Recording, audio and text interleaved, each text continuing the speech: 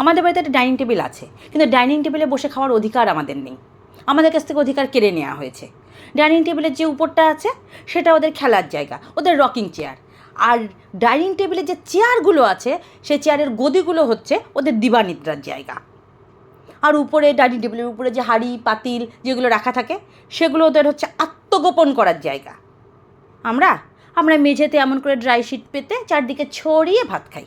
খাই আবার মানে কি, দেখুন সবাই ডাল দিয়ে ভাজা দিয়ে শুক্তো দিয়ে আগে খায়, আমরা আগে মাছ মাংস দিয়ে খাই।